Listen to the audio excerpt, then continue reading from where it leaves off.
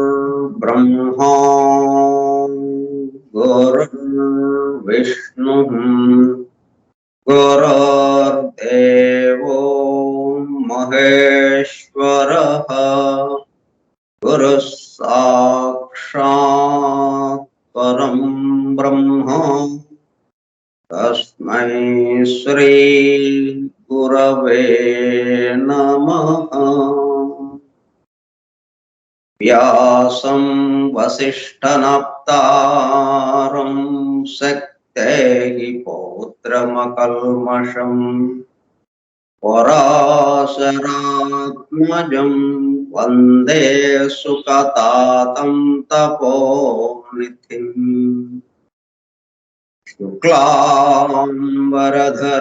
विष्णुं शशिवर्णं चतुर्भुजं प्रसन्नवदनं ध्यायेत् सर्वविघ्नोपशान्तये। अगज आनन पद्मार्कं गजाननमहर्निशम् अनेकदं तं भक्तानाम् एकदन्तमुपास्महे। वक्रतुण्डमहाकाय कोटिसूर्यसमप्रभा निर्विघ्नं कुरु मे देव सर्वकार्येषु सर्वदा। सरस्वती नमस्तुभ्यं वरदे कामरूपिणी विद्यारम्भं करिष्यामि सिद्धिर्भवतु मे सदा। ॐ भूर्भुवः स्वः ॐ तत्सवितुर्वरेण्यं भर्गो देवस्य धीमहि धियो यो नः प्रचोदयात्।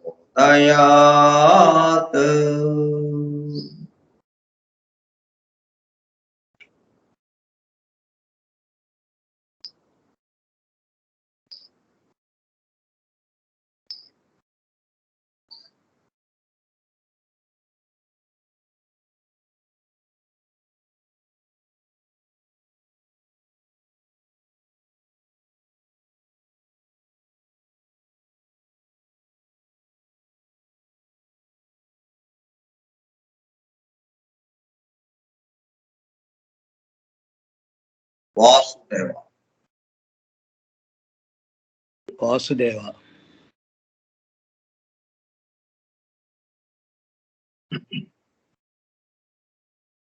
Forum for Truth Seekers. Satyanvaya Shakula Brindam A textbook of theosophy, దివ్య జ్ఞాన ప్రబోధిని గ్రంథ పఠనము మరియు అధ్యయనము కార్యక్రమము 39వ పాఠము 7/12/2021 మంగళవారము సాయంత్రం 4:30 గంటలు. దివ్య జ్ఞాన ప్రబోధిని స్కైప్ గ్రూప్ లో సుదూర ప్రాంతాలలో ఎవరింట్లో వారు హాయిగా విశ్రాంతి తీసుకుంటూ ఏకకాలంలో ఒకేసారి ఏమి చేస్తున్నాము? వింటున్నాం. ఏమి వింటున్నాము?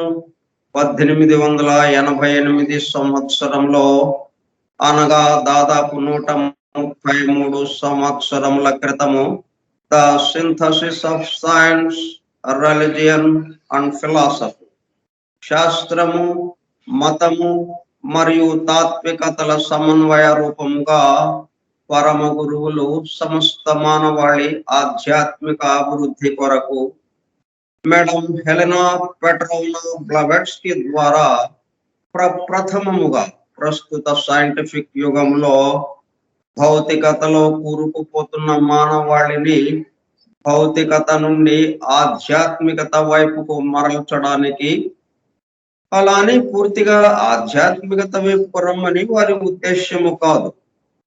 అదే సమయంలో భౌతికత ఆధ్యాత్మికతల మధ్య సామరస్యము, సమతూకము, బ్యాలెన్స్ ను నిలపడానికి అందింపబడిన మ్యాగ్నమ్ ఓపస్ మహత్తర అద్భుత దివ్య జ్ఞాన గ్రంథము ద సీక్రెట్ డాక్ట్రైన్ కు గైడ్ బుక్ గా 1912లో అనగా దాదాపు 108 సంవత్సరముల క్రితము చార్లెస్ వెబ్స్టర్ లెడ్బీటర్ దివ్య జ్ఞానము గురించి సామాన్య ప్రజానేకమునకు కూడా అర్థమయ్యే పద్ధతిలో రచించిన టెక్స్ట్ బుక్ ఆఫ్ థియోసఫీ ఆంగ్ల గ్రంథము ద థియోసాఫికల్ సొసైటీ అంతర్జాతీయ అధ్యక్షులుగా పనిచేసిన శ్రీ సి జనరాజదాస గారి ఆజ్ఞతో శ్రీ గుంటూరు వెంకట సుబ్బారావు గారిచే దివ్య జ్ఞాన ప్రబోధిని పేరుతో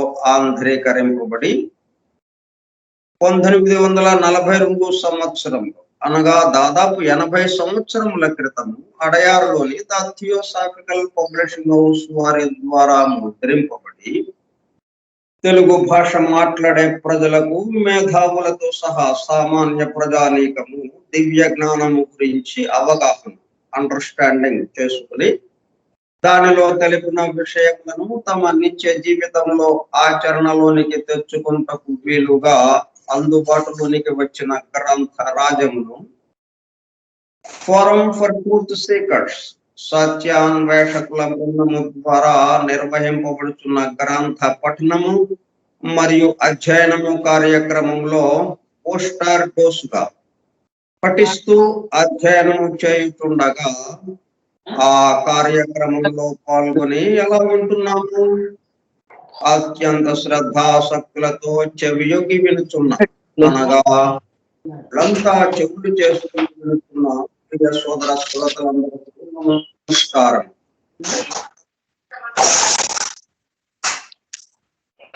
మనం అందరం దివ్య జ్ఞాన ఆలయం గర్భాలయం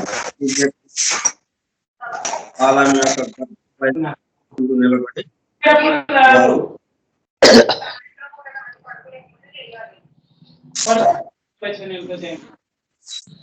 మేలుకొలుపు గీతం లాగా ఇదంతా చదువుకున్నాం. ఇప్పుడు వారం తెరవబడింది, లోపలికి అడుగు పెడుతున్నాం. దివ్య జ్ఞాన గర్భాలయం అడుగు పెడుతున్నాం.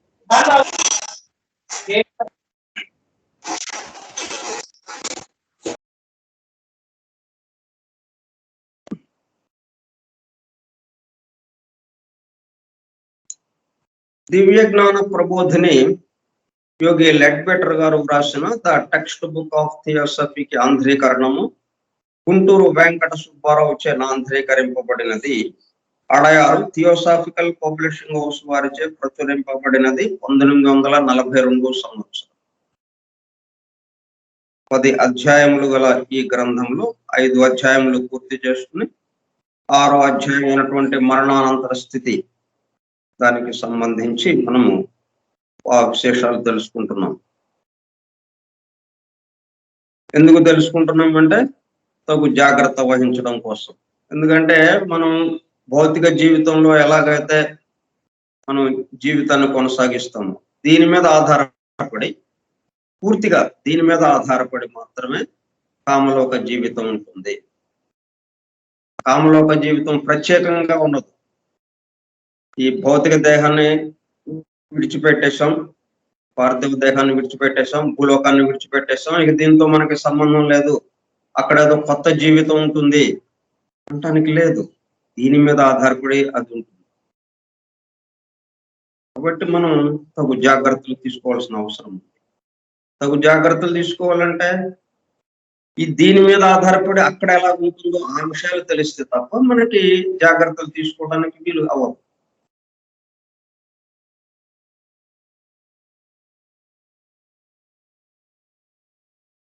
అందుకని మనం ఏం చేస్తున్నాం అనమాట, ఇక్కడ ఎటువంటి జాగ్రత్తలు తీసుకుంటే మనం అక్కడ ఆనందంగా, సుఖంగా, సంతోషంగా ఉండొచ్చు. ఎందుకు జాగ్రత్తలు తీసుకోవటం? అక్కడ ఇబ్బందులు పడకుండా ఉండటం కోసం. ఏదైనా కానీ మనం తగు జాగ్రత్త తీసుకుంటున్నాం అంటే ఇబ్బంది పడకుండా ఉండటం కోసం. లాక్డౌన్ పెడుతున్నారంట అంటే మనం 1 నెల 2 నెలలకి సరిపోని సరుకులు గబగబా తెచ్చుకుంటాం కదా. ఎందుకు అలా తెచ్చుకోవటం? తర్వాత చూసుకోవచ్చు అనుకోవట్లేం. వెంటనే లాక్డౌన్ ఎన్ని రోజులు ఉంటుందో తెలియదు. వెంటనే కావాల్సిన సరుకులు 2 నెలలకి సరిపోను అన్ని తెచ్చేసుకుని ఇంట్లో ఉంచుకుంటాం. ఇంకా లాక్డౌన్ పెట్టినా మనకి ఏమి ఇబ్బంది లేదు. ఎందుకు మరి అట్లా చేసాం? మనం ఇబ్బందులు పడకుండా ఉండటం కోసం. అదే పద్ధతిలో కామలోక జీవితంలో మనం ఎటువంటి ఇబ్బందులు లేకుండా, ఎందుకంటే అక్కడ ఉన్నదే సుఖకరమైనటువంటి జీవితం, దాన్ని దుఃఖభాజనంగా చూసుకుంటున్నాం మనం తెలియక. ఇప్పుడు దాన్ని తెలుసుకుని సుఖకరంగా ఎలా గడపాలి, ఎలా గడపచ్చు, అవి మనం ఆ విశేషాలు తెలుసుకుంటాం.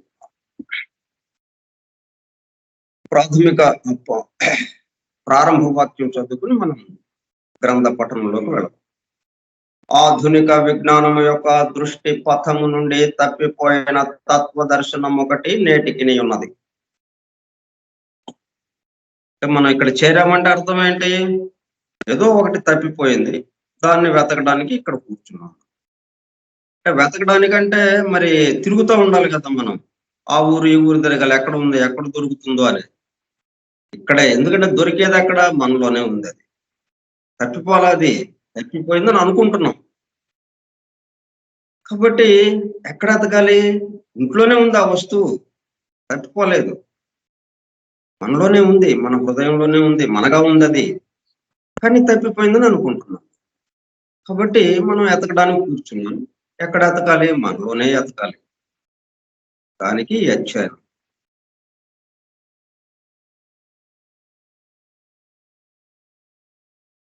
సరే, కొన్ని అలవాట్లు భౌతిక జీవితంలో, స్థూల జగత్తులో, ఈ భౌతిక లోకంలో ఉండగా పార్థివ దేహంలో మనం జీవిస్తున్నప్పుడు, పార్థివ దేహంతో ఈ భౌతిక భూలోకంలో జీవిస్తున్నప్పుడు మనకి కొన్ని అలవాట్లు చేసుకుంటాం. అలవాటు ఎట్లా అవుతుంది? చాలా తమాషాగా అవుతుంది. మొట్టమొదట లేదు, తాగటం అనేది లేదు. ఎవడో వాడి స్నేహితుడు వీడేదో కొంచెం బాధలో ఉన్నాడు, ఏదో ఆర్థిక నష్టం జరగటం, ఏదో చనిపోవటం, ఏదో మొత్తానికి కొంచెం బాధలో ఉన్నాడు. వీడి స్నేహితుడు ఏం చేశాడంటే, నీ బాధని తగ్గించడానికి నేను ఒక మందు కనిపెట్టాను, దాన్ని ఆ మందు తాగితే ఇక ఆ బాధ ఉన్నది నీకు అని చెప్పి నెమ్మదిగా తీసుకెళ్తాడు. తీసుకెళ్ళి తన డబ్బులతోనే తాగిస్తాడు ఆ మిత్రుడు. తాగిన తర్వాత ఆ నిషా ఎక్కేటప్పటికల్లా ఈ బాధ మర్చిపోతాడు, ఎందుకంటే చిన్న మెదడు పనిచేయదు. ఆ బాధని వ్యక్తీకరించే సెంటర్స్ అన్ని, నాడులన్నీ కూడా స్తబ్దుగా అయిపోతాయి. దాంతో ఏమీ లేనట్టుగా, తిమ్మిరిగా ఉండే ఎలా ఉంటుందో అలా ఏమీ లేనట్టుగా, ఏ బాధ లేదు, ఏ ఆలోచన లేదు, ఏం లేదు, నిశ్చల స్థితిలాగా. అంటే ఒక యోగి ఎన్నో సంవత్సరాలు తపస్సు చేసి ధ్యానం చేస్తే నిశ్చల మనస్సు ఎలాగైతే ఉంటుందో వాడికి ఆ మాదిరిగా అన్నట్టుగా అయిపోతుంది. ఇంకా అది రుచి మరిగాడు. బాధ పోయింది, బాధ లేదు. అయితే దాని తర్వాత ఆ నిషా తగ్గిన తర్వాత ఒళ్ళు నొప్పులు, అనారోగ్యం రావటం, మరింత బాధ పెరగటం, ఇవన్నీ వేరే ఉంటాయి. కానీ అవి లెక్కలోకి రావు. ఇతను ఏమనుకుంటాడు, బాధ తగ్గింది కాబట్టి ఇది మనకి మంచి ఉపయోగంగా ఉంది అని ఇక దాని పట్ల మరలా అది అలవాటైపోతుంది. దేహానికి 1కి 2 సార్లు వరుసగా ఒక పని అప్పచెప్పామంటే ఇంకా అది ఆ తర్వాత ఇంకా మనం చేయకపోతే చెయ్యి అని చెప్పి మనం చేత చేపిస్తుంది. ఇక దాని కంట్రోల్లోకి మనం వెళ్ళిపోతాం. అలవాటు కంట్రోల్లోకి మనం వెళ్ళిపోతాం. అలవాటు కాకుండానే ఉండాలి. అందుకే ఆ పని ప్రారంభించిపోయే ముందే మనం తగు జాగ్రత్త తీసుకోవాలి. ఇది మనకి మన అభివృద్ధికి ఉపయోగపడేదా కాదా? నేను దీంట్లోకి వెళ్తున్నాను. ఇది గనక మనకు అలవాటైతే ఇక జీవితాంతం ఈ పద్ధతిలో చేస్తూ ఉండాలి. మరి ఇది ఉపయోగకరమైందా కాదా మన జీవితానికి, మన అభివృద్ధికి, మన దయం ఆధ్యాత్మిక అభివృద్ధికి గాని, పరిపూర్ణతకు గాని, ఈ లౌకిక జీవితంలో అభివృద్ధికి గాని, వీటన్నిటికీ మనకు పనికొచ్చేదా కాదా ఈ పని? అని ఫస్ట్‌లోనే మనం అనుకుంటే, ఇది పనికొచ్చేటట్టుగా ఏం లేదు అని పక్కకెళ్ళిపోతే, ఇంకా అది అలవాటు కాదు మనకి. అలవాటు ఎందుకు అవుతుందనమాట, మనకి దాని గురించి పెద్దగా ఆలోచించకుండా, క్యాజువల్‌గా అసలు ఏమాత్రం ఆలోచన లేకుండా ఒకసారి, 2 సార్లు, 3 సార్లు, వారం అయిపోయింది. ఇంకంతే. ఇంక దాంట్లోకెళ్ళిపోయాడు. దాని యొక్క కబంధ హస్తాల్లోకి, దాని పిడికిల్లోకి వెళ్ళిపోయాడు. ఏడో రోజున నేను రానులే, ఏంటి రాలేదు, రా అని చెప్పి లాక్కెళ్తుంది. అయిపోయింది. ఇక మన ఇది లేదింక. మొదటి రోజునైతే మనదుంది. రెండో రోజు మన యొక్క ప్రస్తావన ఉంది. మనం చెప్తే, మనం అనుకుంటే ఏంటిది వదిలే అంటే ఆగిపోవచ్చు. కానీ వారం అయిపోయిందా? లేదు, అయిపోయింది. దాని పిడికిల్లోకి మనం వెళ్ళిపోయినట్టే. అందుకని ఏ పనైనా గాని, సిగరెట్ గాని ఏదైనా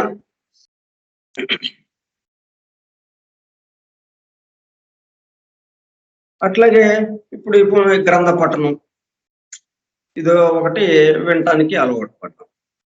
ఇది ముందు ఇది ఫస్ట్ మొట్టమొదటగా దీంట్లో జారబోయే ముందు అసలు ఏంటిది మనకు ఉపయోగమేనా? మన టైం వేస్ట్ కాకుండా ఏదైనా ఉపయోగపడుతుందా? మన జీవితానికి గాని, మన ఆధ్యాత్మిక అభివృద్ధికి గాని ఇది ఉపయోగపడేదేనా? ఏదో ఉపయోగపడేటట్టుంది కొన్ని విషయాలు మన దివ్య జ్ఞానాన్ని గురించి, మన గురించి. ఎందుకంటే ఎక్కడికెళ్ళినా మన చుట్టూ ఉన్న వాటి గురించే చెప్తున్నారు. మన గురించి చెప్పటం లేదు. ఈ మన గురించి ఇక్కడ ఏదో చెప్తున్నారు కాబట్టి, మన స్వస్వరూపం గురించి, నేనంటే ఎవరు అనేది ఇక్కడ తెలియజేస్తున్నారు కాబట్టి, ఇదేదో మనకు ఉపయోగపడేటట్టుందిలే అని సరే కూర్చున్నాం.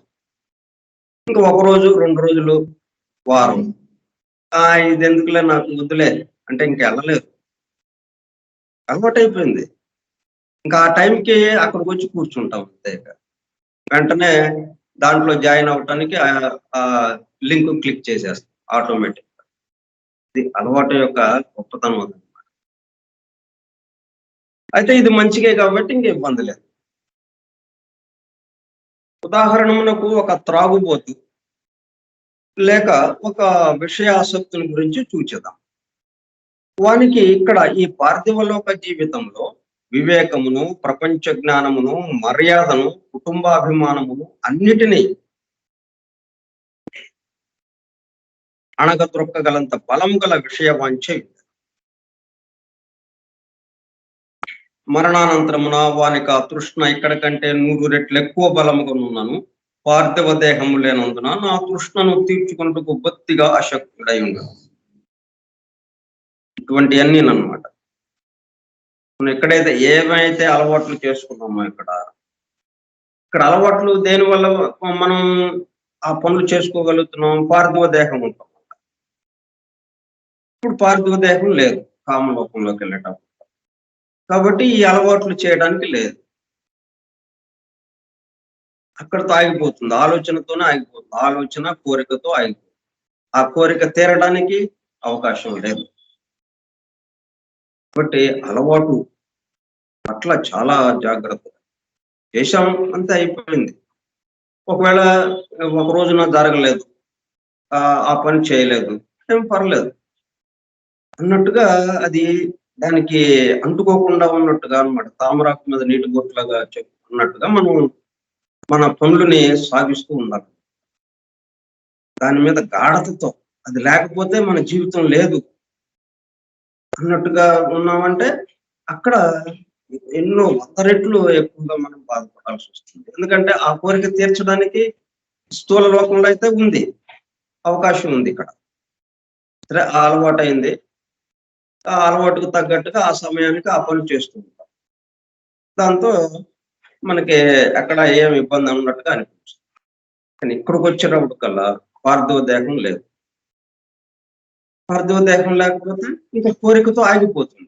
ఆలోచన దానికి కోరిక కలిసి ఇక ఒత్తిడి కలుగజేస్తుంటుంది మన మీద. కలుగజేస్తుంటుంది గానీ అది అది తీర్చడానికి భౌతిక దేహం లేదు. ఇట్లా నీరు లేని సరస్సులో చేప ఎలాగైతే గిలగిల కొట్టుకుంటుందో, నీరుంటే హాయిగా తిరుగుతూ ఉంటుంది ఈత కొడతా. నీరు లేకపోతే అది గిజగిజలాడిపోతూ ఉంటుంది. అట్లా అయిపోతుందన్నమాట పరిస్థితి. నా తృష్ణను తీర్చుకొనుటకు బొత్తిగా ఆసక్తుడై ఉంది. అటువంటి జీవితము నిజముగా నరకమే. ఉన్న నరకము అది ఒక్కటియే. అయితే వానినెవరునూ శిక్షించుట లేదు. వాడు చేసిన కర్మ వల్ల సహజముగా కలుగు ఫలితం అనుభవించుతున్నాడు. ఈ తాగుడు వల్ల వచ్చే నష్టం ఏదైతే ఉందో అది మళ్ళీ నెక్స్ట్ జన్మలో దానికి సంబంధించి ఉంటుంది వ్యవహారం. ఇక్కడేంటంటే ఆ తాగటము అనే అలవాటుకి సంబంధించిన ఇదే ఇక్కడ జరుగుతూ ఉన్నది. అంటే పనికి ఆ ఫలితం అనేది ఇక్కడ అనుభవించటం ఉండదు. ఇక్కడ అనుభవం వేరు. కర్మ ఫలితాన్ని అనుభవించటం అనేది మనకి కామలోకంలో ఉండదు, మానసిక లోకంలో ఉండదు. ఇదంతా ఏంటంటే దానికి సంబంధించిన ఊరికి ఆలోచనగా అది చేయలేకపోతున్నాం కాబట్టి అన్నట్టుగా ఉంటుంది కానీ అది చేశాం కాబట్టి దాని యొక్క ఫలితాన్ని మనం ఇక్కడ అనుభవిస్తున్నాము అన్నట్టుగా ఉండదు. ఒక పని జరిగితే ఆ పనికి తగ్గ ఫలితాన్ని మనం అనుభవించాల్సిన అవసరం వచ్చింది. ఒకళ్ళని తిట్టాము, వాళ్ళు అవతల వాళ్ళు బాధపడ్డారు. దాంతో ఆ బాధ మళ్ళీ మన మీద వాళ్ళు తీర్చుకోవాలి. అది ఎక్కడ మళ్ళీ భూలోకానికి వచ్చినప్పుడే అది ఆ విధమైనటువంటి కర్మఫలాలు. ఇక్కడ కర్మఫలం ఇక్కడేంటి అనుభవించేది మనం? ఇక్కడ ఊరికే తిట్టాము వాడిని, అరే తిట్టకుండా ఉండాల్సిందనో లేకపోతే ఇంకోటి ఏదో అలాగా వస్తుంది. అలాగొచ్చి అది వెనక్కి తీసుకోవడానికి అక్కడేం లేదు. దాంతో లేకపోతే ఇట్లాగా అలవాట్లు అది నెరవేర్చుకోవడానికి ప్రయత్నం చేస్తాం, అది నెరవేరదు. అట్లాగా బాధలు పడటం అన్నమాట ఇక్కడ. మరణానంతరం తర్వాత ఉన్న బాధలన్నీ ఏంటంటే మన కర్మఫలాన్ని అనుభవించడం కాదు. కర్మఫలాన్ని అనుభవించాలంటే మళ్ళీ భూలోకానికి రావాల్సింది. భూలోకానికి వచ్చినప్పుడు మళ్ళీ ఆ అకౌంట్ మొదలవుతుంది ఇక. ఇక్కడ అకౌంట్ ఏంటంటే ఇక్కడది అది తీర్చుకోలేకపోతున్నాం కాబట్టి ఉన్న బాధ ఇది. సహజముగా కలుగు ఫలితం అనుభవించుతున్నాడు. క్రమముగా కొంతకాలమునకు ఆ కోరిక యొక్క ఉద్రేకము అణిగిపో. కాకపోతే ఇంకా అలా ఎంతసేపని ఇదవుతాడు, ఎంతసేపు బాధపడతాడు. క్రమక్రమంగా అది అణిగిపోతుంది. ఇక ఆ కోరిక లేకుండా అయిపోతుంది. దానికోసం వెంపర్లాటం ఉండదు. కానీ దానివల్ల వాడు భయంకరమైన బాధపడిన తరువాత అణిగిపోవు. ఎంతో బాధపడాలన్నమాట. వానికి ఒక్కొక్క దినము 1000 ఏండ్ల వలె దోచును. వానికి పృథ్వీ లోకముల వలె కాల పరిమాణం ఉండదు. వాడు తన సంవేదములను బట్టి ఏ కాలమును నిర్ణయించుకును. ఈ సంగతికి విపరీతార్థము తీయుట వల్ల శాశ్వత నరకదండనమును పాషండవాదము బయలుదేరినది. నరకం అంటే మనం ఇక్కడ చేసిన పాపాలన్నిటికీ అక్కడ ఫలితం అనుభవించడం అన్నట్టుగా మనం తీసుకొచ్చాం ఒక వాదనని. అది కాదు. నరకం అంటే భూలోకంలోనే ఏది మన యొక్క పనుల యొక్క ఫలితాన్ని అనుభవించాల్సిన విషయం. ఇతరులను ఇబ్బంది పెట్టామా దుఃఖం, ఇతరులను సంతోష పెట్టామా ఎప్పుడు భూలోకంలో ఉన్నప్పుడు. కామలోకంలో నువ్వేం చేస్తావు? మానసిక లోకంలో నువ్వేం చేస్తావు? పార్థివ దేహం లేకుండా ఏం లేదు. పార్థివ దేహం ఉన్నప్పుడే ఇవన్నీ జరుగుతుంటాయి. అప్పుడు వాటికి మళ్ళీ ఫలితం ఎక్కడ అనుభవించాలి? మళ్ళీ భూలోకంలోనే పార్థివ దేహంలో ఉన్నప్పుడే అనుభవించాలి. అది నరకం అంటే పార్థివ దేహంలోనే. ఇప్పుడు ఎవరినో పోషించావు, హత్య చేసావు, అప్పుడేమవుతుంది నీకు? నీకు ఆపరేషన్ చేయాల్సిన అవసరం వస్తుంది. కోసేస్తారు. కోసి ఒక అవయవాన్ని బయటకు తీసేసి పారేస్తారు. అవయవం తీసేస్తారు. ఈ అవయవం ఉంటే నువ్వు చచ్చిపోతావు అంటారు. ఆ అవయవం తీసేసేస్తారు. అట్లాగా ఉంటాయన్నమాట. అది భూలోకంలోనే వాటి యొక్క ఫలితాలు అనుభవించడం ఉంటుంది. అయితే కామలోకంలో మనం అనుభవించే బాధ, మానసిక లోకంలో మనం అనుభవించే సుఖం గాని ఇవన్నీ ఫలితాలుగా, కర్మ యొక్క ఫలితాలుగా ఉండదు. అది చేయకపోవటానికి వచ్చిన బాధ అన్నమాట.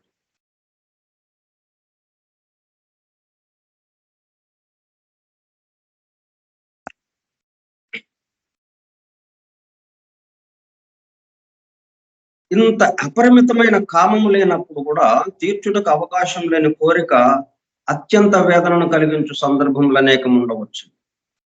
ఒక్కటే మనం ఇది కోరిక, కామ శరీరం ఉంది కాబట్టి కోరిక తప్పనిసరిగా ఉంటుంది. మానసిక శరీరం ఉంది కాబట్టి సంకల్పం, ఆలోచన తప్పనిసరిగా ఉంటుంది.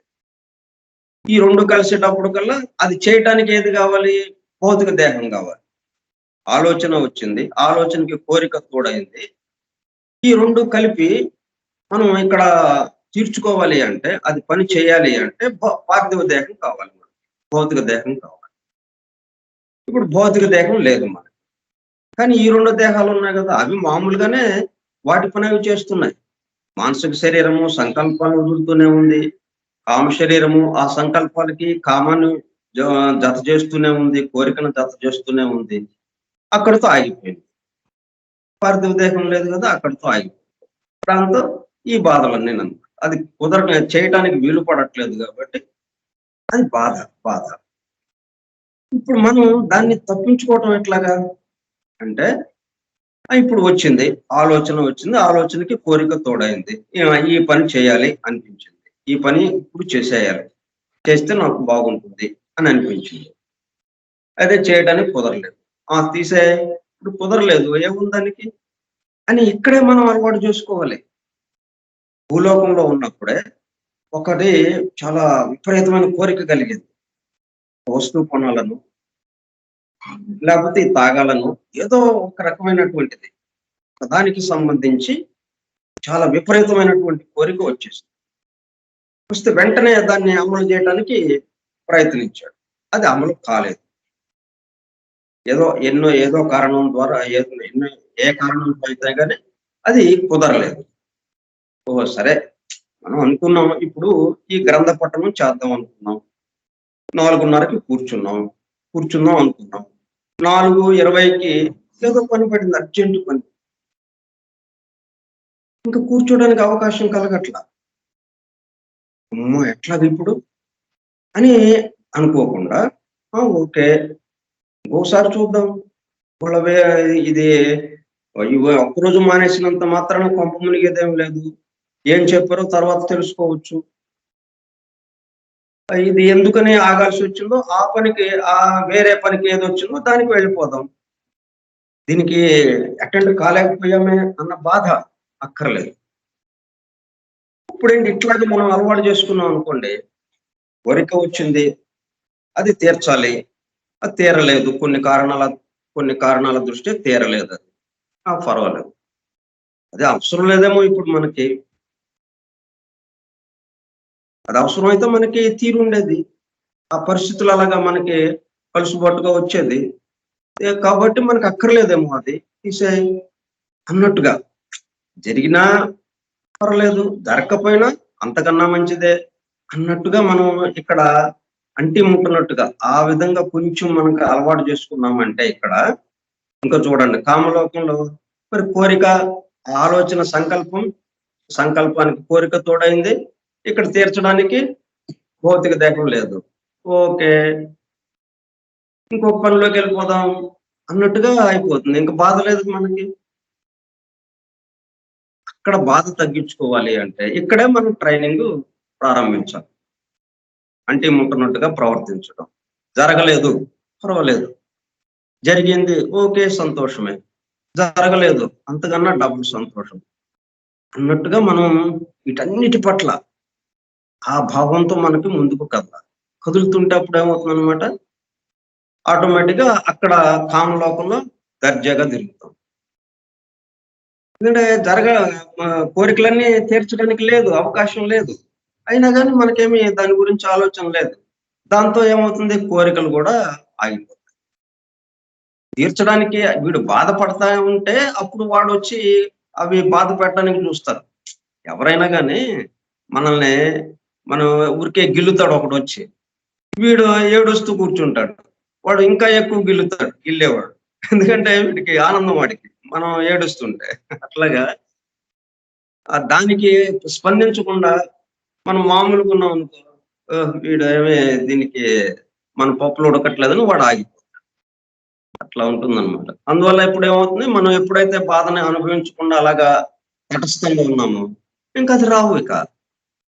ఇంక వేరే విషయాల్లోకి వెళ్ళిపోతాం. అక్కడ ఎందుకంటే ఇంకా ఇక్కడ కన్నా ఇంకా ఎన్నో విషయాలకి మనకు అవకాశం ఉంది. ఇక్కడ చాలా పరిమితం మనకి. మనం ఎక్కడన్నా వెళ్ళాలి అంటే ప్రయాణ సాధనాలు కావాలి, దానికి డబ్బులు కావాలి, ఇవన్నీ మనకు ఆరోగ్యం ఉండాలి, ఇవన్నీ ఉండాలి. అక్కడ అదేం లేదు. ఎక్కడికైనా తిరగచ్చు. కాబట్టి ఎన్నెన్నో పనులు చేసుకోవచ్చు అక్కడ. వీటితో కూర్చునే జరగని వాటితో జరగలేదు అని ఏడుస్తూ కూర్చోవలసిన పని లేదు అన్నమాట. అది ఎప్పుడు వస్తుందంటే ఇదిగో ఇక్కడే మనకి ట్రైనింగ్. అందుకు ఈ విషయాలు మనకి ముందే తెలుసుకోవటం. ఇప్పుడు ఇలాగా మనం నెమ్మదిగా అలవాటు, అసలు ఇది గుర్తుందనుకోండి, ఇప్పుడు మనం అక్కడ కంగారు పడం. ఎందుకంటే మనం ఆ భౌతిక దేహాన్ని విడిచి, భూలోకాన్ని విడిచి కామలోకంలో కామ శరీరంతో ఎప్పుడైతే ఉన్నామో అప్పుడు గుర్తొస్తాయి ఇక్కడ ఇట్లా మనం చెప్పుకున్న విషయాలు. ఎక్కడో విన్నట్టుందే ఇది. ఓహో, అయితే మనం బాధపడక్కర్లేదు. ఎందుకంటే మనకి దేహం లేదు.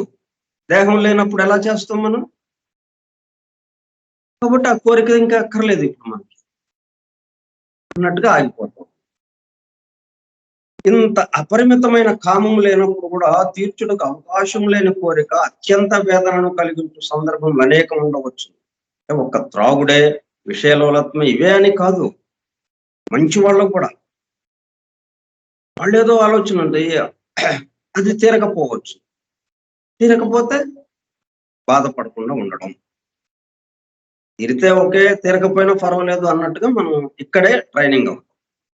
త్రాగుడు, విషయలోలత్వము మొదలైన దుర్గుణం ఏదీ లేకపోయినను ఐహిక వస్తువులకు పూర్తిగా వశుడై కేవలం వ్యాపారమునందు గాని అర్థము లేని సాంఘిక కర్మలలో గాని నిమగ్నుడైన వాని గతియే ఎట్టి సందర్భములలో సాధారణంగా సంభవించున్నది.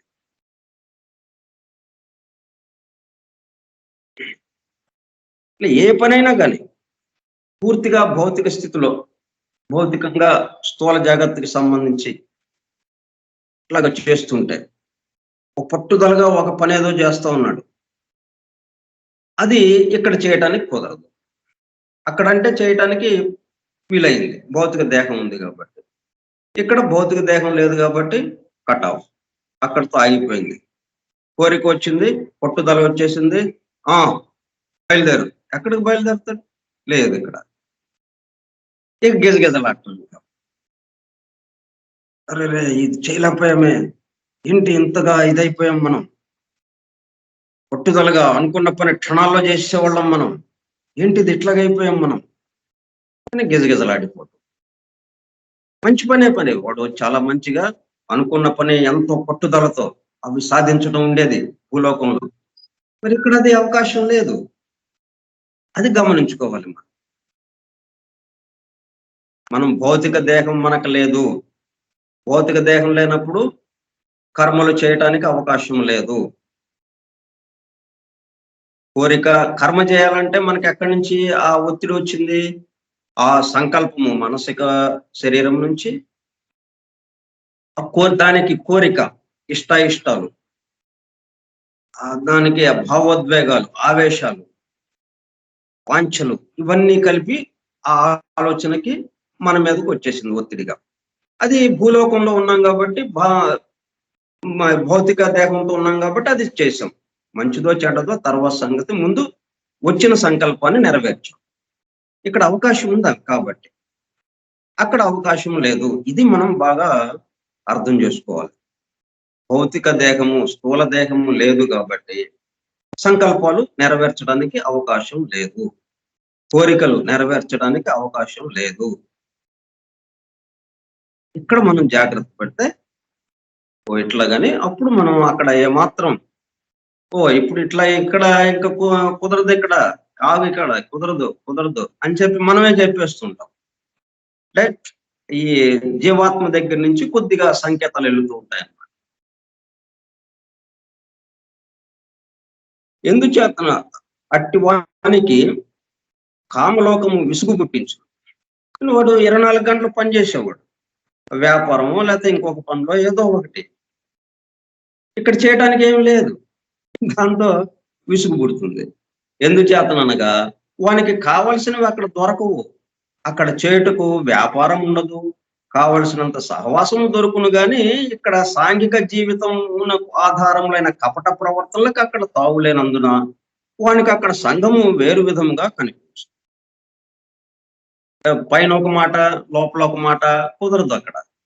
నిన్న వాడిలో ఏం కదులుతుందో, మానసిక శరీరంలో సంకల్పం ఏం కలిగింది, ఏది కదిలిందో, కామ శరీరంలో వాడి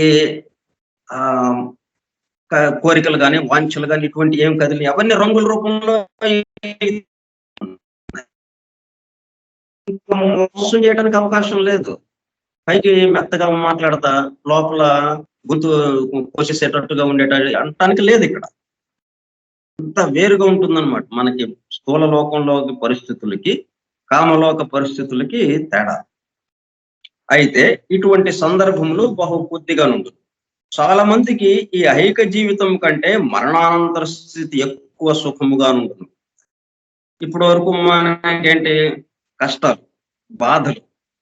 ఈ బాధలు పడటం అనేది ఏంటో ఆ విషయాలు చెప్పుకుంటూ వచ్చాడు. ఇప్పుడు ఒక్క బాధలైనా అక్కడ ఉన్నాయి కామలోకంలో. అమ్మో ఎట్లాగా అన్ని బాధలే కావాలా అని అనుకోక్కర్లేదు. ఎందుకంటే మనం 2 రోజులు 3 రోజుల నుంచి చాలా రోజుల నుంచి కామ శరీరము, కామలోకము, భౌతిక దేహం విడిచిన దగ్గర నుంచి ఇక బాధలే బాధలు, బాధలే బాధలు ఇవే చెప్పుకుంటున్నాం మనం. గిజగిజలాడిపోవటం. ఇంత కష్టం ఉంటుంది కావాలా అక్కడ. కాదు, అట్లా కాదు. అక్కడ కూడా ఆ కష్టము ఒక పోలే. మొత్తం 99 పాళ్ళు సుఖంతో ఉంది అక్కడ. అయితే దాన్ని తీసుకోవాలి మనం. అది ఎలాగుంటుందో చెప్తున్నాడు ఇప్పుడు. అయితే ఇటువంటి సందర్భములు బహు కొద్దిగా నుండును. చాలా మందికి ఈ ఐహిక జీవితము కంటే మరణానంతర స్థితి ఎక్కువ సుఖముగా నుండును. సామాన్యముగా మృతునకు మొట్టమొదట గలుగు భావము అత్యాశ్చర్యకరమును ఆహ్లాదకరమునైన స్వేచ్ఛ. ఎంత పరిమితం మనకి. ఎక్కడ కదలాలన్నా కాళ్ళు ఉండాలి, లేకపోతే వెహికల్ ఏదైనా ఉండాలి మనకి. మోకాళ్ళ నొప్పులు కదలలేం, ఇంటికి పరిమితం. వెళ్ళాలి వాటి దగ్గరికి వెళ్ళి మాట్లాడదాం అనుకుంటాం. ఎక్కడ వెళ్తాం? బండి లేదు మనకి. ఆటోలో వెళ్ళాలంటే డబ్బులు కావాలి, లేవు డబ్బులు. ఆగిపోవటం. ఇక కోరిక వచ్చింది. ఇక్కడే మనం భూలోకంలోనే ఆ కోరికని మనం తీర్చుకోగలిగినటువంటి కోరికలు అయినప్పటికీ కొన్ని పరిస్థితుల వల్ల ఆ కోరిక తీరకపోవటం వల్ల ఎంత బాధ అనిపిస్తున్నాం ఇక్కడ. వెళ్ళటానికి, నడిచి వెళ్ళటానికి మోకాళ్ళ నొప్పులు, ఏదైనా వెహికల్ తీసుకుని వెళ్ళటానికి డబ్బులు లేవు. ఇట్లాగా పరిమితం అయిపోయి ఇక్కడే ఎంత బాధపడ్డాం. అట్లాగే మరి అక్కడ అసలు అదేమీ లేవు. భౌతిక దేహమే లేదు. అక్కడ ఇంకెంత బాధగా ఉంటుందో చూడండి. అయితే ఇప్పుడు ఏంటి ఇక్కడ? స్వేచ్ఛ. ఎక్కడికైనా కానీ. ఎందుకంటే అనారోగ్యం లేదు. ఇక్కడ అనారోగ్యము, ఆరోగ్యము అన్ని రకాలు ఉన్నాయి ఇక్కడ. నథింగ్ అక్కడ. పూర్తి ఆరోగ్యంగా చక్కగా. ఎక్కడికి వెళ్ళాలన్నా మరో నిమిషంలో అక్కడ ఉంటాం. సంకల్పం మాత్రం చేత ఆ ప్రదేశంలో ఉంటాం మనం. మనకి వెహికల్స్ అక్కర్లేదు. గాల్లో తిరిగిపోతాం, గాల్లోనే వెళ్ళిపోతాం అన్నమాట. ఆహ్లాదకరమునైన స్వేచ్ఛ. వానికి అక్కడ వ్యాకుల పడవలసినది ఏది ఉండదు. ఇటువంటి మనకి మన కోరికలు అవి తీర్చుకోవాలి అనేది ఏవైతే ఉన్నాయో వాటి వల్ల వ్యాకుల పడటమే కానీ మామూలుగా వ్యాకుల పడాల్సింది, బాధపడాల్సింది అసలు ఏం లేదు అక్కడ. తనంతట తాను బుద్ధిపూర్వకముగా పైన వేసుకున్నవి తప్ప తదితర బాధ్యతలు ఏవి ఉండవు. అసలు ఏ బాధ్యత లేదు. ముందు ఆకలి లేదు, ఆకలి దప్పులు లేవు. ఇంకొకరిని కుటుంబ వ్యవస్థ లేదు. భార్య, భర్త, పిల్లలు వీళ్ళని వృద్ధిలోకి తీసుకురావటం ఏం లేదు ఇక అక్కడ. శుభ్రంగా తిరుగుతూ ఉంటామే హాయిగా ఒక్కడు స్వేచ్ఛాజీవి అనమాట.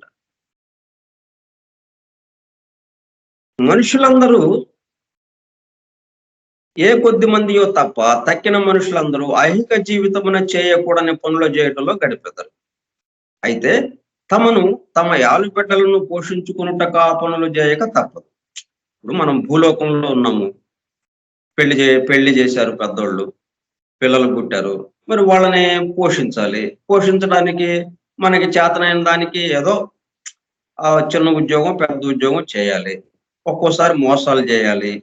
ఇట్లా ఏదో తప్పనిసరి చేయాల్సిన అవసరం ఏర్పడుతుంది ఐహిక జీవితంలో, ఈ భూలోక జీవితం. కానీ అక్కడ కామలోకంలో ఒకరిని పోషించనక్కర్లేదు. పెళ్ళిళ్ళు లేవు అక్కడ. పెళ్లి లేవు కాబట్టి పిల్లలు లేరు. పిల్లలు లేరు కాబట్టి పిల్లల్ని వృద్ధిలోకి తీసుకురావాల్సిన అవసరం లేదు. కామలోకంలో ఒకరిని పోషించనక్కర్లేదు.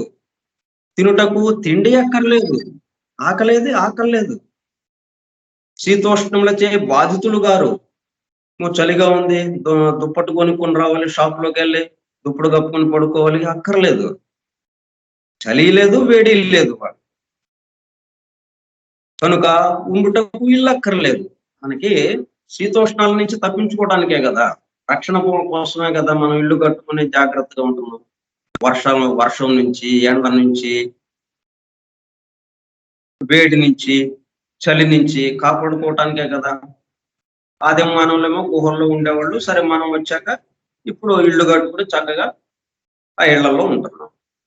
అక్కడ కామలోకంలో ఏం లేవు. శీతోష్ణాలు అనేది లేదు వాళ్ళకి. శీతోష్ణంతో బాధపడటం అనేది లేదు. ఉండటానికి ఇల్లు అక్కర్లేదు. ప్రతి వాడును తన సంకల్పం మాత్రం నా ఇష్టం వచ్చిన దుస్తులా ధరించవచ్చు. మనం విఠలాచార్య సినిమాలో లాగాను ఏది కావాలంటే అది వచ్చేస్తుంది. మాంత్రికుడు ఇట్లా చేతిలో ఉన్న మంత్రదండాన్ని నేలకేసి కొట్టంగానే వాడు ఏదో అడుగుతాడో అది వచ్చేస్తుంది. అట్లాగనమాట ఇక్కడ. తాను బొత్తిగా బాల్యావస్థను దాటిన తరువాత తిరిగి ఇప్పుడు తన కాలమునంతను తన ఇష్టం వచ్చినట్లు గడుపుటకు స్వతంత్రుడై ఉండు. మనం ఎంతగా ఆనందంగా ఎప్పుడు గడిపాము? బాల్యావస్థలో ఉన్నాం. స్కూల్కి వెళ్ళినప్పుడు, సరే స్కూల్కి వెళ్ళినా కానీ కొంచెం చిన్నతనంలో స్వేచ్ఛగా మనం ఆటలాడుకోవటం, చక్కగా ఆనందంగా గడిపాం. అక్కడి నుంచి బరువు బాధ్యతలు, అక్కడి నుంచి అన్ని కష్టాలు. పిల్లలు, వాళ్ళకి పెద్దవాళ్ళని చేయటం, మళ్ళీ వాళ్ళకి పెళ్ళిళ్ళు చేయటం, ఇవన్నీ వీటితో కాలం గడిచిపోయింది. మనకి సంతోషం లేదు, ఇక్కడ స్వేచ్ఛ లేదు. కానీ అక్కడ ఉండేటప్పుడు కల్లా పూర్తిగా స్వేచ్ఛ. ఎవరిని పోషించక్కర్లేదు. ఎవరి కోసం మనం త్యాగం చేయక్కర్లేదు. స్థూల దేహం అక్కర లేకుండా అనుభవించదగిన ఏ భోగంనైనా అనుభవించు సమర్థత విశేషముగా అభివృద్ధి. మానసికంగా అలాగే కామ శరీరంతో, కోరికలతో అంతవరకు మనం ఎంత హాయిగానే తిరగచ్చు అనమాట. ఎంత ఇదిగానైనా చేయొచ్చు. దాన్ని తీర్చాలి అన్నప్పుడే మనకి ఇబ్బంది వస్తుంది. భౌతిక దేహంతో తీర్చాల్సిన అవసరమే ఏవేవైతే ఉన్నాయో అవి అక్కడ భౌతిక దేహం లేదు కాబట్టి అక్కడ ఇబ్బంది పడతాం. భౌతిక దేహంతో లేకుండా మనకి ఏదైనా కానీ మనం అలా కూర్చొని ఆలోచిస్తూ ఉంటాం ఒక్కోసారి. అట్లాగే వెళ్ళాం, అక్కడికి వెళ్ళాం, ఇక్కడికి వెళ్ళాం, వాళ్ళతో మాట్లాడాం అని ఊరికే అలాగా ఆలోచిస్తూ ఉంటాం. దానికి భౌతిక దేహం అక్కర్లేదు కదా, హాయిగా ఉంది అప్పుడు అలా ఆలోచించిన. అట్లాగే ఇప్పుడు ఇక్కడ కూడా అంత హాయిగా ఉంటున్నాం. భౌతిక దేహంతో పని లేకుండా మనం ఎట్లాగైనా చేసుకోవచ్చు, పూర్తి స్వేచ్ఛ అన్నమాట. ప్రకృతి సౌందర్యముల ఎడల అభిమానం గలవాడైన ఎడల ప్రపంచమునందతడును అలసట పొందకుండా శీఘ్రగతిని ప్రయాణం చేసి మనోహరములైన స్థలములన్నిటినీ చూచుటకు చూడండి. ప్రకృతి దృశ్యాల పట్ల ఎంతో ఇష్టం ఉంది. స్విట్జర్లాండ్ ఆల్ప్స్ పర్వతాలు, హిమాలయ పర్వతాలు, ఇంకా ఎన్నెన్నో. ఇవన్నీ మనం భౌతిక లోకంలో ఉన్నప్పుడు, భౌతిక దేహంలో ఉన్నప్పుడు మనం చేయలేకపోయాం, వెళ్ళలేకపోయాం. వెళ్ళాలని ఉంది కానీ వెళ్ళలేకపోయాం. ఇప్పుడు మరుక్షణం అక్కడ ఉంటాం, అవన్నీ తిరుగుతూ ఉంటాం, ఎంతో ఆనందాన్ని అనుభవిస్తాం. శీఘ్రగతిని ప్రయాణం చేసి మనోహరములైన స్థలములన్నిటినీ చూచుటకును రహస్యములైన మారుమూలలన్నిటినీ పరీక్షించుటకును సమర్థుడై ఉండడు. అంటే గుహల్లో ఎవ్వరు చీమ కూడా చొరటానికి వీలు లేని అటువంటి గుహల్లో మనం వెళ్ళి పరీక్షించవచ్చు. అక్కడ అన్ని మనం అంతకుముందు అనుకున్నాం, వెళ్ళలేకపోయాం, ఇప్పుడు అవన్నీ తిరుగుతూ ఉండవచ్చు. కళలయందు అభిరుచి గలవాడైన ఎడల నిరుపమానములైన రచనలన్నీ వానికి లభించు. గానప్రియుడైన ఎడల కావలసిన చోటికి పోయి ప్రశస్తమైన గానము వినవచ్చు. ఇక్కడ ఎవరిదో గాన కచేరీ పెట్టారంట, వెంటనే వాడు వచ్చి వింటాడు. భూలోకంలో గాన కచేరీ పెట్టాడు, కానీ ఆ భూలోకంలో వాళ్ళు వచ్చి భూలోక వాసులు వచ్చి వింటున్నారు చక్కగా. కామలోక వాసులు కూడా వచ్చి వింటారు. వాళ్ళకి గానం మీద ఇంట్రెస్ట్ ఉన్న వాళ్ళు ఆ పరిసరాల్లోనే ఉంటారన్నమాట. అక్కడ స్థూల ధ్వనులు వినబడకపోయినను అయితే వినే పద్ధతిలో కొంచెం తేడా. మనకేమో చెవికి అందుబాటులో ఉండేటట్టుగా ఆ ధ్వనులు వస్తాయి మనకి, కానీ వాళ్ళకి ఎట్లాగా? వాళ్ళకి మరి దేహం లేదు కదా, భౌతిక దేహం లేదు, అవయవాలు లేవు, పంచేంద్రియాలు లేవు. గానం అంతటి యొక్క ఫలమును స్థూలలోకమునందు కంటే ఎక్కువ గాఢముగా పొందగలడు, ఆ అనుభూతిని పొందగలుగుతాడు. భౌతిక శాస్త్ర పరిశోధకుడైన ఎడల ప్రపంచమునందలే గొప్ప గొప్ప పండితుల దర్శించి వారి మనస్సులలో ఉన్న సంకల్పములను, అభిప్రాయములను తాను బోధపరుచుకోగలిగినంత వరకు బోధపరుచుకున్నటయేగాక ఆ ఉత్తమలోక పరిస్థితుల గురించి స్వయముగా పరిశోధనలు చేసి తాను చేయుచున్న పనిని గురించి అది వారికి అన్నడను చూడ సాధ్యము కాని సంగతులను ఇప్పుడు చూడగలుగుట చేత విశేష సంగతులను ఎరుంగవచ్చు. భూలోకంలో ఇట్లాగా వీలు పడదు, మరి కామలోకంలో ఇవన్నీ చక్కగా ఎక్కడికి కావాలంటే అక్కడికి వెళ్ళొచ్చు, ఎవరి మనసుల్లోకి దూరిపోవచ్చు, వాళ్ళ కామలోకంలో వాళ్ళ కామ శరీరాల్లోకి దూరిపోవచ్చు. వాళ్ళకి ఏమి ఆలోచనలు ఉన్నాయో ఇవన్నీ ఇతనికి అవగాహన అవుతూ ఉంటాయి. అన్నిటికంటే ఉత్తమమైన సంగతి తన తోడి ప్రాణులకు ఉపకారము చేయుట యందు ఆసక్తి గలవానికి ఆ ఉద్యమములకి ఇక్కడ కూడా విస్తారమైన అవకాశం ఉంది. సరే, మనలాంటి వాళ్ళం ఉన్నాము, సేవ సేవ అనుకుంటాం మనం మాట్లాడితే. ఎందుకంటే మన కార్యక్రమమే సెల్ఫ్ రియలైజేషన్ త్రూ సర్వీస్ అని కదా మన యొక్క మోటో మన. కాబట్టి సేవ ద్వారా ఆత్మదర్శనం, అందుకని సేవ చేయటం ఎట్లాగా అనే పద్ధతిలో మనం ఉంటాం కాబట్టి అక్కడ కూడా మనకి ఎన్నో అవకాశాలు కనిపిస్తాయి సేవ చేయటానికి. భౌతిక దేహంతో పని లేకుండా సేవ చేయాలంటే భౌతిక దేహం ఉంటేనే అనేది లేదా, కాబట్టి అక్కడ కూడా మనకి విస్తారమైన అవకాశాలు ఉంటాయి. అంటే ఇవన్నీ సుఖానికి సంబంధించినవి, ఆనందంగా ఉండటానికి సంబంధించినవి. ఈ కామలోకంలో జనులకు ఆకలి, చలి, రోగబాధ లేవు. మరి అటువంటి చోట మనం ఉండటానికి ఎంత హాయిగా ఉండొచ్చు. మనం భూలోకం వదిలిపోయాడు, చచ్చిపోయాడని మనం ఏడుస్తాం, కానీ వెళ్ళిపోయిన వాళ్ళు ఏడవరు, దర్జాగా తిరుగుతుంటారు వాళ్ళు.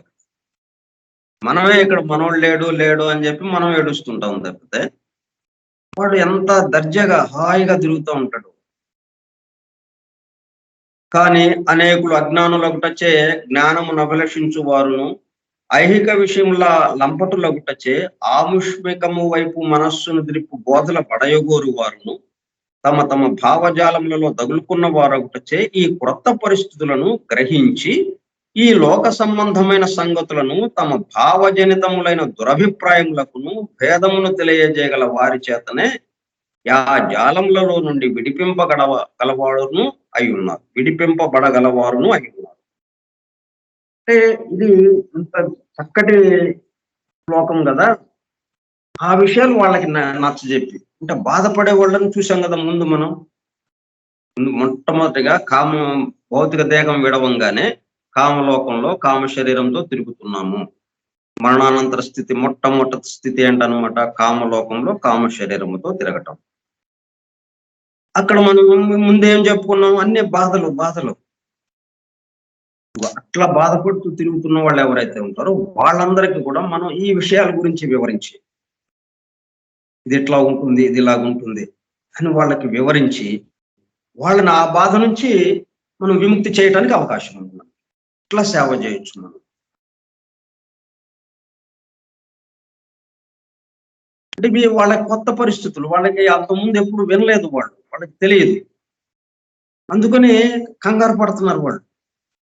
మనం ఏంటి, ఇదిగో ఇవన్నీ ముందు తెలుసుకున్నాం. మనం ఇంకొకళ్ళకి ఏదో చెప్పగలుగుతామంటే అర్థమే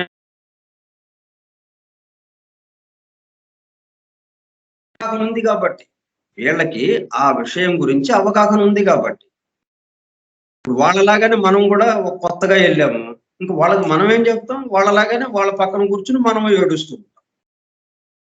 వాళ్ళ పక్కన కూర్చుని వాళ్ళలాగా మనం ఏడవకుండా వాళ్ళ ఏడుపును మనం ఓదార్చుతున్నామంటే అర్థం ఏంటి, ముందే మనం ఇక్కడ విషయాలను గ్రహించాము, ఆ సంగతులన్నీ తెలుసుకున్నాము, ఆ సంగతుల పట్ల మనం ఒక అభిప్రాయం, ఒక అవగాహన కలిగి ఉన్నాం. అందుకని మనం కంగారు పడట్లేదు. మనం కంగారు పడటమే కాకుండా అవతల వాళ్ళు కంగారు పడుతుంటే వాళ్ళ కంగారుని మనం తగ్గించగలుగుతాం. అంటే ఇట్లాగ ముందు తెలుసుకోవటం వల్ల ఈ సంగతులన్నీ ఎంత ఉపయోగం ఉందో చూడాలి. మనకి హాయిగా ఉంటాం, బాధ అన్నది లేకుండా దర్జాగా దిగుతాం. ప్లస్ ఇంకొకళ్ళని బాధలు పడుతున్న వాళ్ళని ఓదారుస్తూ, వాళ్ళు ఇది కాదు బాబు, ఇది ఇట్లా ఉంటాయి, ఈ పరిస్థితులు ఇలాగ ఉంటాయి అని వాళ్ళకి నచ్చజెప్పి వాళ్ళని బాధ నుంచి విముక్తం చేయటానికి మనకు అవకాశం. ఆ జాలములలో నుండి విడిపింపబడగలవారును అయి ఉన్నారు. అటువంటి వారందరికీ తెలివైన వారు దయార్ద్ర హృదయులు సహాయము చేయగలరు. అనేక మంది కామలోకమునందలి స్థితిగతుల నెరుంగక ముందే అందులో ప్రవేశింతురు.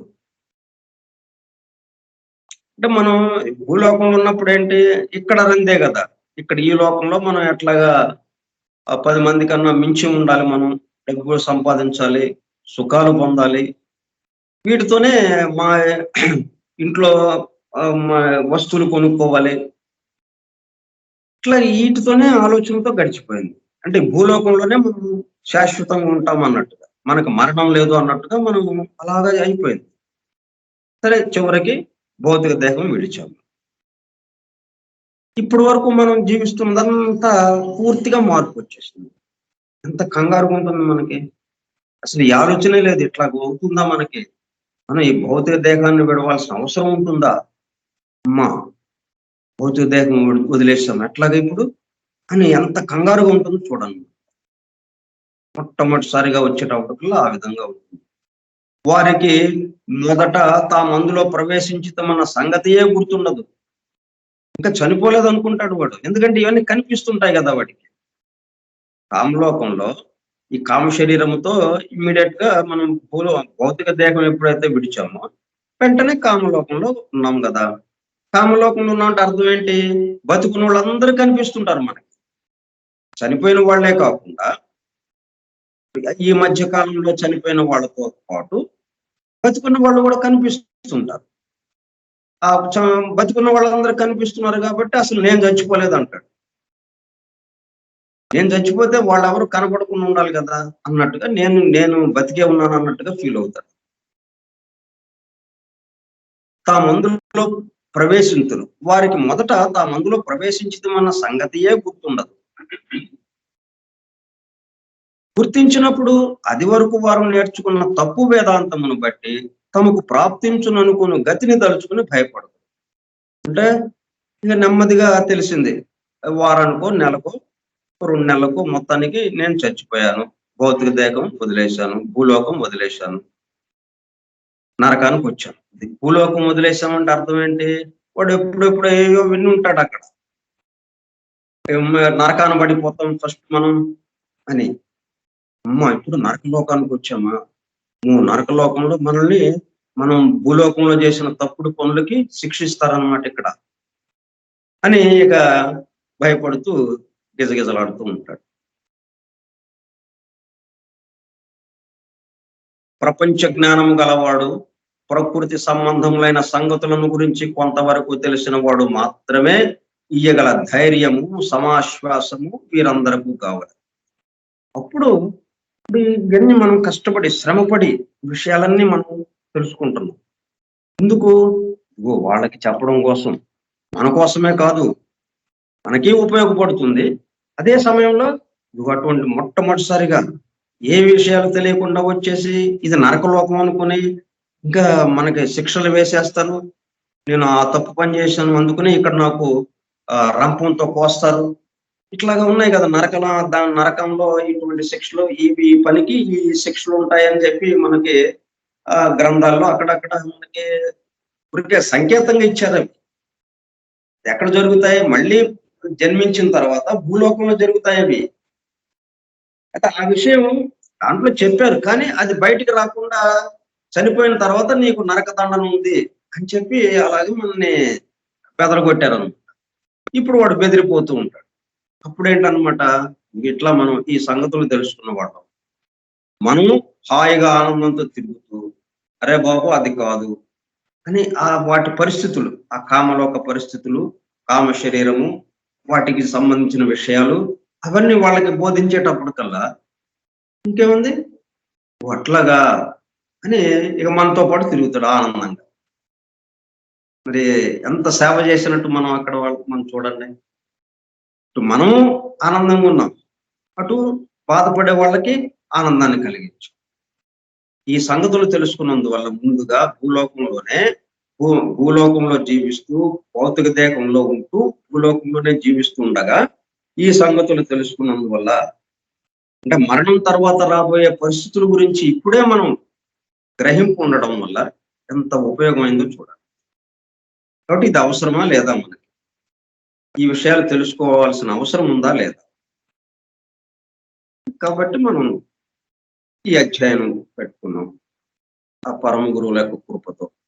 ఎందుకంటే వాళ్ళు సీక్రెట్ డాక్టర్ని ఇవ్వకపోతే ఈ విషయాలు ఇట్లా చెప్పుకునే వాళ్ళం కాదు. ఎందుకంటే పురాణాల్లో వాటిల్లో చాలా నర్మగర్భంగా, చాలా రహస్యంగా, అత్యంత గూఢంగా, నిగూఢంగా ఇచ్చారు విషయాలన్నీ. ఏమాత్రం మనకి అర్థం కాక రకరకాలుగా మనం అభిప్రాయాలు ఏర్పాటు చేసుకున్నాం. ఇదిగో ఇట్లాగా మనం చనిపోతే నరకలోకానికి తీసుకెళ్ళబడతాం. యముడు వస్తాడు, యమభటులు వస్తారు, తీసుకెళ్ళిపోతారు. ఇక కోస్తా ఉంటారు మనల్ని. వేడి వేడి నూనెలో పోసి వేయించేస్తుంటారు. ఇలాగ అయిపోతాయి మనకి. మరి అట్లా ఉంటుంది అక్కడ? లేదు.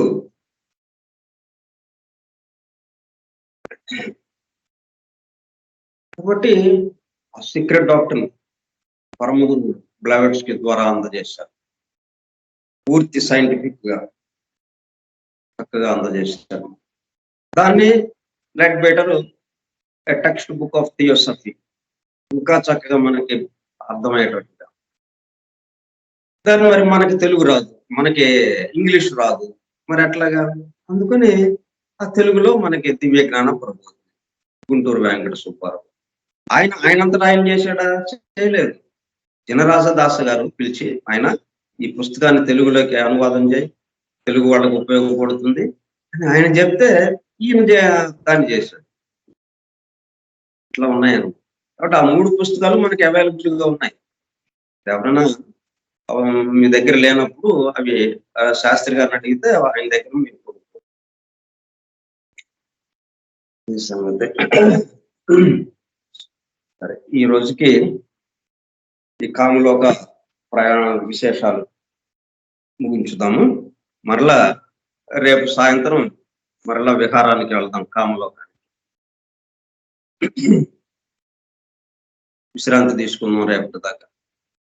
స్వస్తి ప్రజాభ్యః పరిపాలయంతాం న్యాయేణ మార్గేణ మహీం మహిషాః గోబ్రాహ్మణేభ్యः శుభమస్తు నిత్యం. లోకాః సమస్తాః సుఖినో భవంతు. లోకాః సమస్తాః సుఖినో భవంతు. లోకాః సమస్తాః సుఖినో భవంతు. ఓం శాంతి శాంతి శాంతి.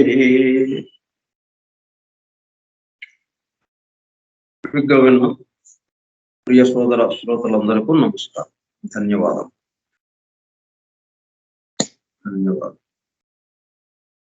చక్కగా ఉపయోగించుకోండి.